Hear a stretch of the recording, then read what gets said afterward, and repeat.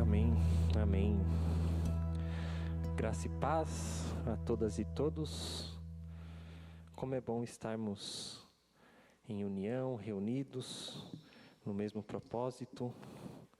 Como é bom ver as pessoas aqui acompanhando a nossa transmissão, estando conosco. Deus abençoe a vida de cada um. A mensagem que Deus tem para nós na noite de hoje é uma mensagem de esperança. Uma mensagem sobre sermos a imagem e semelhança de Deus e de Cristo, e sobre o nosso crescimento no reino de Deus, nosso crescimento no corpo de Cristo.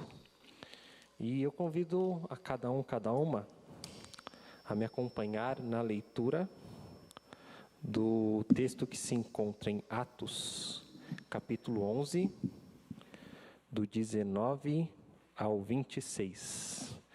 Se você estiver aí com a sua Bíblia em fácil acesso, pegue aí e esteja lendo comigo. Atos 11, de 19 a 26. Diz assim a palavra de Deus.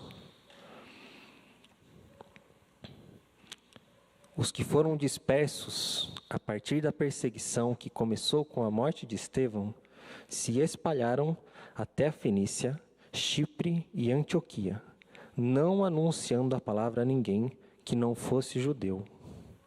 Alguns deles, porém, que eram de Chipre e de Cirene, e que foram até Antioquia, falavam também aos gregos, anunciando-lhes o evangelho do Senhor Jesus. A mão do Senhor estava com eles, e muitos, crendo, se converteram ao Senhor. A notícia a respeito deles chegou aos ouvidos da igreja que estava em Jerusalém, e enviaram Barnabé até Antioquia. Quando ele chegou e viu a graça de Deus, ficou muito alegre, e exortava a todos a que, com firmeza no coração, permanecessem no Senhor. Porque era um homem bom, cheio do Espírito Santo e de fé, e muita gente se uniu ao Senhor. Depois, Barnabé foi a Tarso, à procura de Saulo, e quando o encontrou, levou-o a Antioquia, e durante um ano inteiro se reuniram naquela igreja e ensinaram numerosa multidão. Em Antioquia, os discípulos foram pela primeira vez chamados de discípulo, de cristãos. Estejamos orando. Senhor nosso Pai, nós nos colocamos na Tua presença, agradecendo por esse momento que temos de receber a Tua mensagem, receber aquilo que o Senhor tem para nós na noite de hoje. Me coloco diante de Ti humildemente, pedindo que o Senhor esteja me usando, que o Senhor esteja falando através de mim para cada um que está ouvindo essa mensagem, que se o Senhor precisar mexer em qualquer coisa, o Senhor mexa, mas fale aquilo que o Senhor tem para falar e apenas aquilo que provém do Senhor. Esteja abençoando este momento de culto, esteja abençoando a cada um de nós em nome de Jesus. Amém. Amém. A primeira coisa que nós precisamos nos atentar nesse texto é que os discípulos, eles, por conta da perseguição que começava, eles precisaram se dispersar. É isso que está ali no verso 19. Os que foram dispersos a partir da perseguição que começou com a morte de Estevão. Estevão tinha sido morto, começava uma perseguição aos cristãos, e por causa dessa perseguição eles se dispersaram. E nós sabemos hoje, fazendo estudos, que a igreja daquela época, ela teve muitos momentos onde ela precisou se esconder, precisou fugir dessa perseguição que acontecia. Mas veja só que interessante, que ao mesmo tempo que a igreja precisou se dispersar, a igreja começou a crescer. E a igreja começou a ganhar uma identidade. A igreja começou a ganhar suas características nesse momento de perseguição. E talvez justamente por causa da perseguição, é que a igreja começou a crescer. Se a gente olhar nos versículos 20 e 21, nós vemos ali que alguns deles, porém, que eram de Chipre e Cirene, foram até Antioquia e falavam também aos gregos, ou seja, falava também aos gentios, anunciando-lhes o evangelho do Senhor Jesus. E a mão do Senhor estava com eles, e muitos, crendo, se converteram ao Senhor. Ou seja, em meio à perseguição, a igreja sabia ir e levar o evangelho. Em meio a este cenário de perseguição, a igreja começa a crescer. E como eu disse, justamente talvez por causa dessa perseguição, eles começaram a querer encontrar aqueles com quem eles pudessem compartilhar essa mensagem, compartilhar a história de salvação. E aí a igreja começa a crescer. E começa a crescer porque a mão do Senhor estava com eles. E muitos iam se convertendo naquela palavra. Muitos iam se convertendo porque os discípulos permaneciam no Senhor. Então imagine o cenário onde a igreja está sendo perseguida, onde a igreja tinha que se esconder, a igreja tinha que tomar cuidado com quem ela falava, e a igreja ela não sabia com quem ela podia falar sobre a salvação, sobre o evangelho, mas a igreja tem a sabedoria de falar com as pessoas certas. Não que cristãos não morreram naquela época. Nesse momento ainda não chamado de cristãos, mas chamados de discípulos. E não que esses discípulos não tivessem problemas. Com certeza muitos deles morreram durante essa época onde a igreja crescia. Mas a igreja crescia e permanecia no Senhor. Mas como aquela igreja que era perseguida conseguia crescer? Como aquela igreja que estava dispersa conseguia crescer? Se a gente viu que a igreja, por causa da perseguição que começou, precisou se dispersar, como uma igreja estando dispersa e sendo perseguida, conseguiu crescer? Porque é isso que o texto está falando para a gente. A mão do Senhor estava com eles e eles iam crescendo. Eles estavam crendo e se convertendo e crescendo. O número de cristãos crescia. Como a igreja, como os discípulos conseguiam, em meio a esse cenário de perseguição e esse cenário de dispersão que acontecia com os discípulos, como eles conseguiam falar com as pessoas certas para que a igreja crescesse, para que o número de discípulos crescessem, para que o número de pessoas que viessem para o Senhor crescesse? E a resposta é que, mesmo em um cenário onde a igreja estava em dispersão e onde a igreja estava passando por uma tribulação, a igreja permaneceu em união e permaneceu em unidade. Eles não precisavam estar todos reunidos no mesmo lugar para ter o mesmo propósito. O que eu quero dizer com isso? Se a gente volta para os primeiros capítulos de Atos, a gente vê claramente que a igreja permanecia em união, crescendo, que todos tinham o mesmo propósito, oravam uns pelos outros, ajudavam uns aos outros. Nesse cenário, onde a igreja passa a ser perseguida, por mais que a igreja esteja dispersa, ela ainda permanece em união.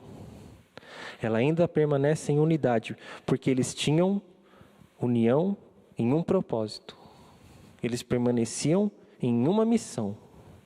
Participantes da missão de Deus, que era levar o Evangelho. A mão do Senhor estava com eles, e muitos, crendo, se converteram ao Senhor. Eles permaneceram levando a palavra. Eles permaneceram num propósito de fazer a missão de Deus, de falar do Evangelho, de reconectar Deus com o povo. Isso é muito forte. E é essa mensagem que Deus tem para nós hoje. Hoje nós vivemos um cenário onde estamos dispersos. Eu olho aqui no templo e eu vejo câmeras, vejo luz, eu vejo a pastora Shirley, eu vejo o pessoal, mas eu não vejo cada um de vocês que está assistindo a essa transmissão, assistindo a esta palavra. Nós estamos dispersos, mas estamos unidos em um propósito, unidos em uma missão, unidos no corpo de Cristo. Hoje, Deus tem uma mensagem para mim, uma mensagem para você. E Deus diz: filho, filha, você não precisa estar reunido para estar em união. Você não precisa estar reunido para ajudar a sua igreja a crescer. Você não precisa estar reunido para ajudar o corpo de Cristo. Você tem que estar em união. Não importa a distância, não importa qual seja o tempo que vai demorar, permaneça em união. E essa é a mensagem que Barnabé leva aos discípulos naquela época. No verso 22, a partir do verso 22, diz assim: a notícia a respeito deles chegou aos ouvidos da igreja que estava em Jerusalém, e enviaram Barnabé até Antioquia. Quando ele chegou e viu a graça de Deus, ficou muito alegre, e exortava a todos que com firmeza no coração permanecessem no Senhor. Porque ele era um homem bom, cheio do Espírito Santo e de fé. E muita gente se uniu ao Senhor. Eles permaneciam no Senhor. Porque Barnabé chegou e disse: permaneça no Senhor. Permaneça nessa união que vocês têm com Deus. Permaneçam porque é isso que Deus quer. E Deus está se alegrando quando Ele vê isso. Quando Ele vê que todos estão em união, mesmo nesse momento de dificuldade. Por meio do Espírito Santo, aqueles discípulos se deixavam agir de acordo com a vontade de Deus. E a mensagem que Deus tem para cada um de nós é: pode vir primeira onda, pode vir segunda onda, pode vir terceira onda, pode vir a pandemia que tiver. Permaneça em união, em unidade. Não importa o que seja, a graça de Deus estará com vocês, se vocês permanecerem em mim. É isso que Deus fala. É por isso que Deus envia Barnabé até aquele povo, para que aquele povo tivesse esperança e tivesse força para continuar a missão de Deus, continuar a missão que Jesus estava fazendo, de levar aqueles ensinamentos que Cristo estava passando. É isso que os discípulos faziam, é em Jesus que os discípulos se espelhavam.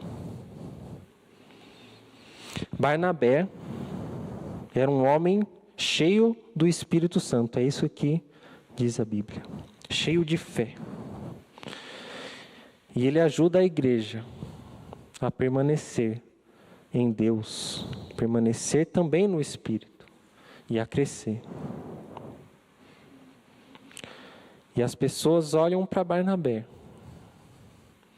e veem um ponto de referência. As pessoas olham para Barnabé cheio do Espírito Santo e de fé. E por meio do Espírito Santo que fluía da vida de Barnabé, as pessoas também se enchem do Espírito e as pessoas se unem ao Senhor. É isso que Paulo também vai falar quando ele diz: sede meus imitadores como eu sou de Cristo. Paulo se espelhava em Cristo. Barnabé se espelhava em Cristo. E Barnabé vai até aquela comunidade e diz: sejam imitadores de Cristo, assim como eu estou sendo imitador de Cristo. Sejam imitadores de Cristo. Permaneçam no Senhor com firmeza. E a graça do Senhor continuará sobre a vida de cada um de vocês.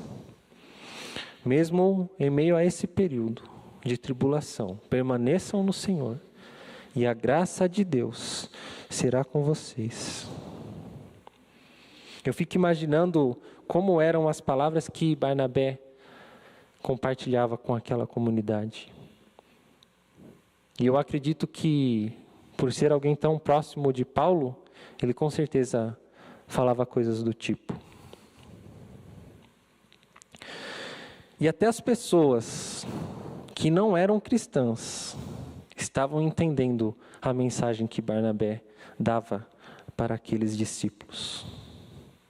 Até as pessoas que estavam perseguindo aqueles discípulos estavam entendendo a mensagem de Barnabé. E sabe por quê? Porque se a gente vai no versículo 25 e 26, nós vemos assim: depois Barnabé foi a Tarso, à procura de Saulo. E quando o encontrou, levou-o a Antioquia, e durante um ano inteiro se reuniram naquela igreja e ensinaram numerosa multidão. Ali os discípulos foram chamados pela primeira vez de cristãos.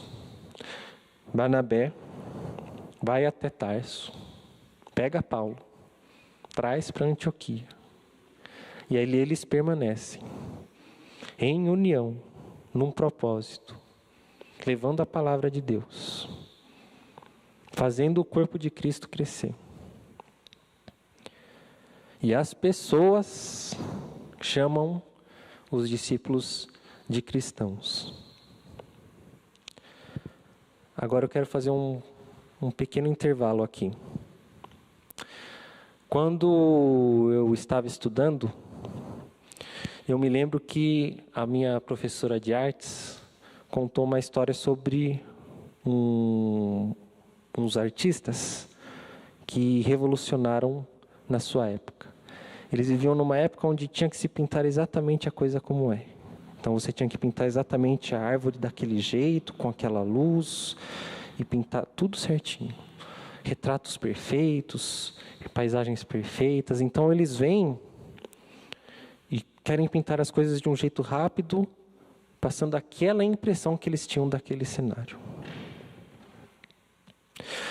E aí eles fazem quadros que fogem do habitual, porque são quadros que não têm aqueles detalhes profundos, mas são algo que carrega mais a impressão de quem pintou, e não exatamente o cenário, a paisagem como era.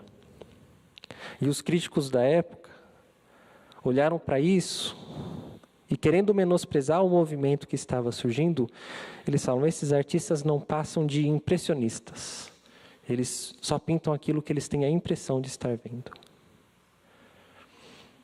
Querendo menosprezar o trabalho que estava sendo realizado.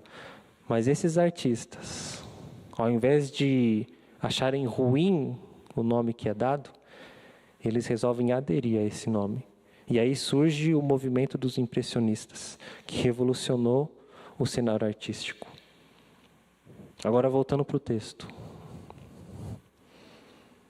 Hoje é bonito a gente ver e falar: cristão, né? Eu sou cristão. Mas naquela época não foi essa a intenção. Foi a intenção de menosprezar. As pessoas viam que os discípulos estavam sendo como pequenos cristos, fazendo exatamente aquilo que Cristo fazia, seguindo os passos de Cristo. E aí fala: lá vai esse cristãozinho, esse cara aí que está imitando a Cristo. Mas os cristãos, imagino eu, que tiveram a mesma reação que os artistas impressionistas. Sabe por quê? Imagina que honra ser chamado de cristão, ser chamado de imitador de Cristo, ser comparado a Cristo. Não tem nem comparação. Nós não temos nem comparação com os atos de Cristo na terra. Mas as pessoas estavam comparando, olha lá. Lá vai aquela pessoa que está imitando Cristo. Imagina que honra. É a honra que nós temos hoje. De sermos chamados filho de Deus. De sermos irmãos de Cristo. O privilégio que nós temos hoje. De ter o Espírito Santo. De ter livre acesso ao Pai. A liberdade que nós temos hoje de continuar levando o Evangelho, levando essa história de salvação, de continuar trazendo pessoas para o reino, de fazer a missão de Deus, é um privilégio. Ainda hoje, existem países onde alguém que é chamado de imitador de Cristo sofre perseguição. E nós, em um país com problemas, em um país onde nós ainda estamos dispersos depois de mais de um ano, nós não somos perseguidos por sermos cristãos. Nós ainda estamos em união, porque todos nós estamos aqui agora, neste momento, ouvindo essa palavra e ouvindo a mensagem que Deus tem para nós, com um propósito, não só, e não pode ser um propósito não só de enriquecer a nossa alma, mas o nosso propósito é de levar essa mensagem a outras vidas. A graça de Deus era grande com eles, com a igreja primitiva, porque eles permaneciam na vontade de Deus. E a vontade de Deus é que o maior número possível de pessoas se reconecte com Deus. Isso é missão de Deus. Nós temos que ser participantes dessa missão e levarmos essa mensagem a outras vidas. Permanecer em Deus. Mas olha só, que mensagem de esperança Deus também traz para nós. Porque quando a gente permanece em Deus, numerosa era a multidão de discípulos que ia crescendo. Já imaginou? Quando o templo voltar a abrir a público, quando passar os meses, as pessoas estiverem vacinadas, já pensou daqui a um ano, esse templo que mesmo antes da pandemia não ficava cheio, estar cheio? Já imaginou? Nós sermos usados por Deus de tal forma que a gente tenha sabedoria vinda pelo Espírito Santo para levar a palavra às pessoas certas, sermos participantes da missão de Deus. É essa mensagem que Deus tem para nós hoje. Deus está virando para nós e dizendo: permaneça em mim. Sejam imitadores de Cristo. Sejam sim cristãos. Sejam sim cristãos. E continuem crescendo em união e no Espírito Santo. Porque é isso que Deus tem para cada um de nós. E se nós fizermos isso, nós vamos crescer não só individualmente e pessoalmente, mas no corpo de Cristo. E o corpo de Cristo vai crescer. E Deus se alegra. E a graça de Deus permanece conosco. Eu quero orar com você. E depois nós vamos ser ministrados por mais um cântico. E eu quero que nesse momento você feche seu olho. Em um momento introspectivo, você peça ao Espírito Santo que esteja te usando. Eu quero que você imagine você sendo cheio do Espírito Santo. Você se enchendo da presença do Espírito.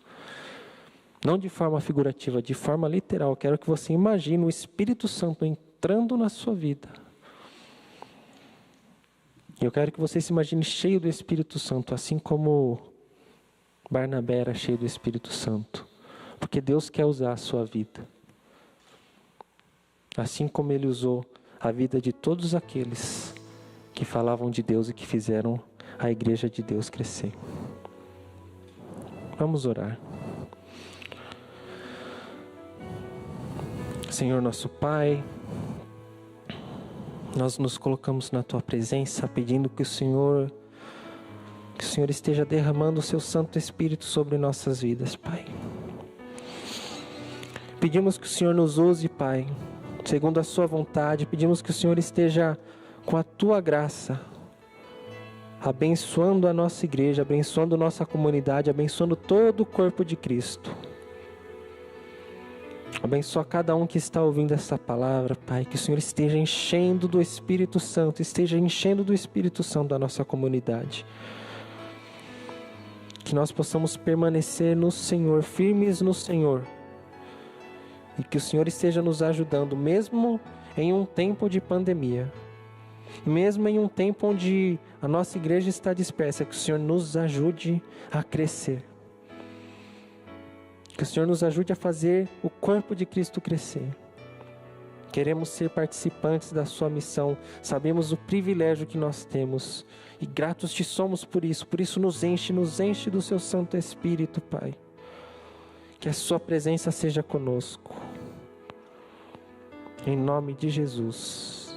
Amém. Amém.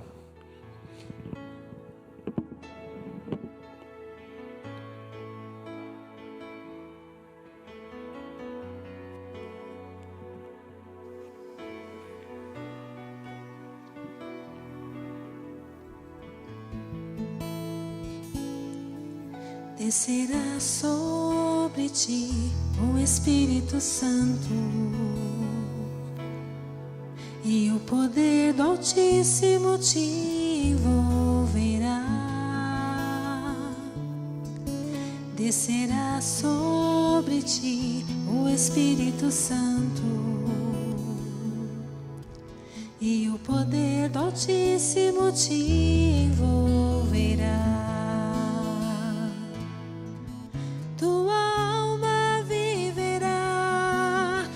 Espírito renovará e no teu corpo tudo novo se fará. Tua alma viverá, teu espírito renovará e no teu corpo tudo novo se fará. Descerá sobre ti o Espírito Santo e o poder do Altíssimo te envolverá. Descerá sobre ti o Espírito Santo e o poder do Altíssimo te envolverá. Tua alma viverá, teu espírito renovará e no teu corpo tudo novo se fará. Tua alma viverá, teu espírito renovará e no teu corpo tudo novo se fará. E chorarás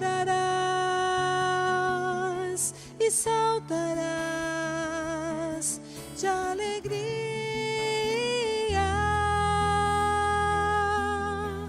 Vem Espírito Santo me guiar.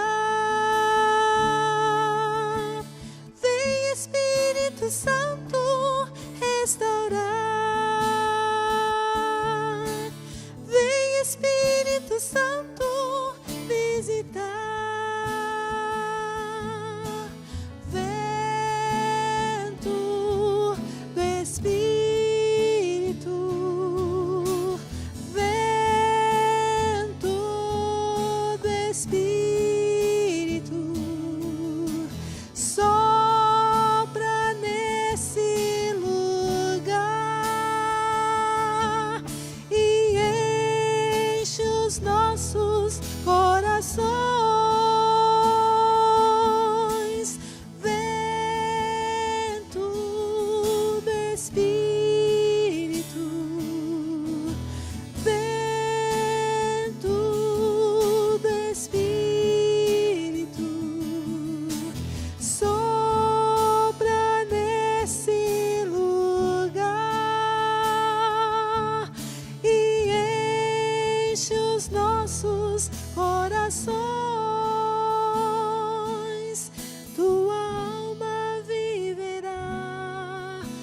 espírito renovará, e no teu corpo tudo novo se fará.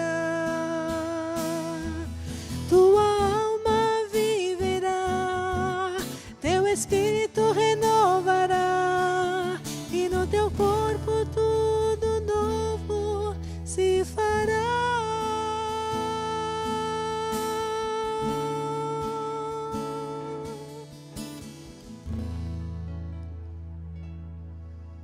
Amém.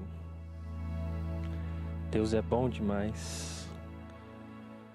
Estejamos agora recebendo a bênção de Deus, guardando essa mensagem, não só da pregação, mas eu tenho certeza que Deus falou com cada um de nós em cada momento do culto hoje.